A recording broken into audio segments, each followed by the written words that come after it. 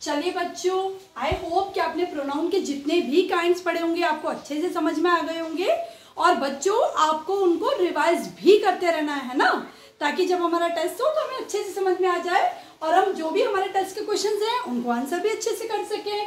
ठीक है बच्चों, अब प्रोनाउन के जो काइंड्स हैं इसमें हम नेक्स्ट पढ़ेंगे बच्चों रिलेटिव प्रोनाउन। ये 6 कैटेगरी है बच्चों, या 6 काइंड है प्रोनाउन का, जो है रिलेटिव प्रोनाउन। इसका नाम हमें कहीं ना कहीं बताता है बच्चों, रिलेटिव यानी किसी दो चीज के बीच में रिलेशन करने वाला, किसी दो चीजों के बीच में कनेक्शन करने वाले प्रोनाउन। ठीक है, रिलेटिव प्रोनाउन क्या डिफाइन है, क्या इसका डिस्क्रिप्शन है बच्चों, वो देखिए। Relative pronoun are words that relate the noun, यानी वाक्य में दिए गए नाउन को to a group of other words in the sentence. ठीक है, तो वाक्य में जो नाउन दिया गया है उसको वाक्य के दूसरे शब्दों के साथ कनेक्ट करता है, उसका रिलेशन बताता है। ठीक है बच्चों, रिलेटिव प्रोनाउन वाक्य में दिए गए नाउन का वाक्य के बाकी के जो शब्द हैं उसके साथ रिलेशन बताता है, उसके साथ कनेक्शन बताता है। ठीक है, कैसे शब्द हैं या वो कौन से शब्द हैं जिनको कि हम रिलेटिव प्रोनाउन में इस्तेमाल करते हैं। पहला वर्ड है बच्चों विच। विच का मतलब होता है कि जो। ठीक है, विच जो है, यदि वाक्य में नाउन में कोई थिंग्स या वस्तुएं दी गई हैं और उसको वाक्य के बाकी शब्दों के साथ हमें रिलेट करना है तो विच का इस्तेमाल किया जाता है।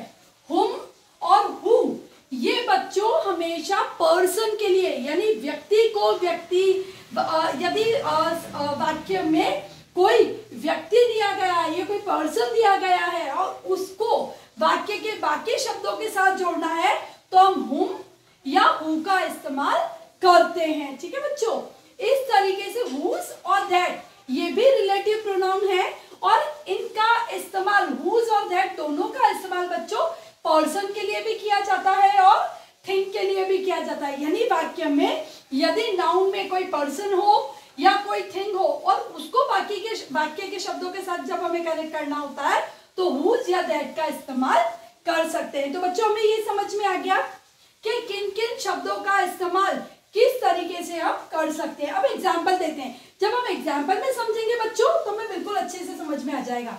ये देखिए, मैं विच जो है वर्ड, इसको किस तरीके से रिलेटिव प्रोनाउन में इस्तेमाल करेंगे मैं वो बता रही हूँ आपको।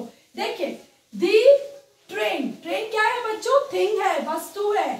विच वी वांटेड टू कैच, कि जिसको we wanted to catch has already left, वह ट्रेन कि जिसको, विच यानी कि जिसको हम कैच यानी पकड़ना चाह रहे थे या जिसमें बोर्डिंग करना चाह रहे थे, ट्रेन में चढ़ना चाह रहे थे, हैज ऑलरेडी लेफ्ट, वो ऑलरेडी जा चुकी है।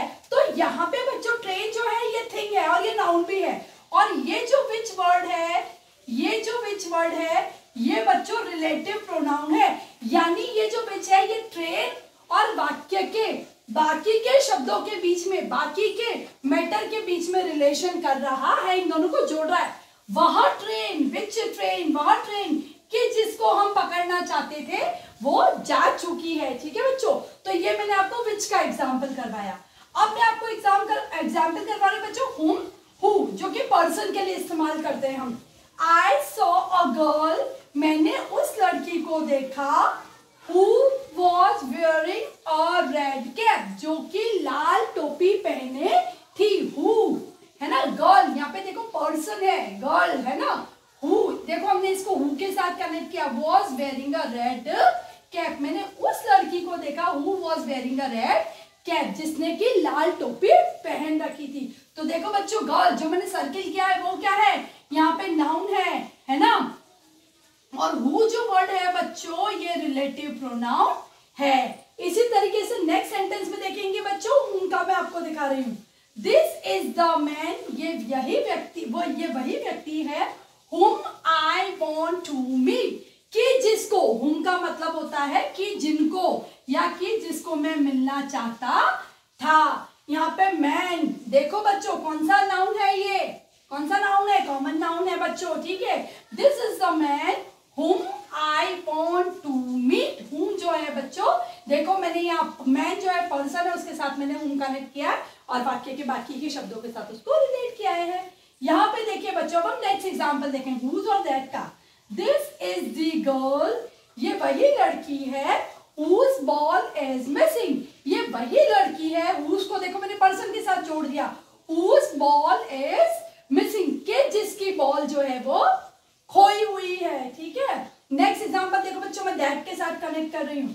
Here are the gift, here are the gifts that you wanted, जो आपको चाहिए थे, कि जो, दैट का मतलब होता है कि जो आपको चाहिए थे। यहाँ पे हमने गिफ्ट्स को, ठीक है, दैट के साथ कनेक्ट किया, यानी थिंग को दैट के साथ कनेक्ट किया है। ठीक है बच्चों, तो हम लोग पढ़ रहे हैं रिलेटिव प्रोनाउन। क्या कहते हैं? Relative pronouns are, relative pronouns are words that relate the noun. देखिए ये सब नाउन है, गर्ल, मैन, गर्ल, गिफ्ट, ये सब नाउन है बच्चों।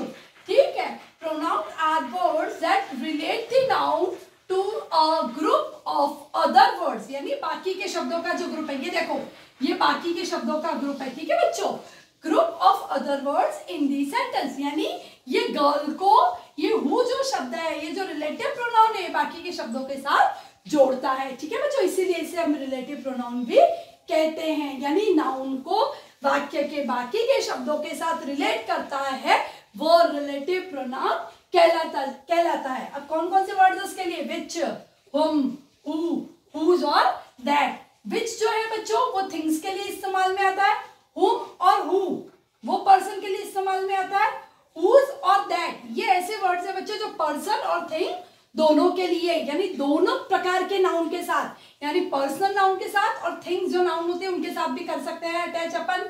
और हुम और हु जो होते हैं वो केवल नाउन, जो पर्सन नाउन होते हैं, है ना, उनके साथ अटैच कर सकते हैं या उनके साथ रिलेट कर सकते हैं। और विच जो वर्ड है, ऐसे नाउन जो कि किसी वस्तुओं के नाम है, उनके साथ अपन अटैच कर सकते हैं। ठीक है बच्चों, अच्छे से समझ में आ गया आपको? हमने रिलेटिव प्रोनाउन किया है बच्चों। ठीक है, आप इसको नोट डाउन कीजिए और इसको एक बार अच्छे से समझिए। ठीक है बच्चों, थैंक यू।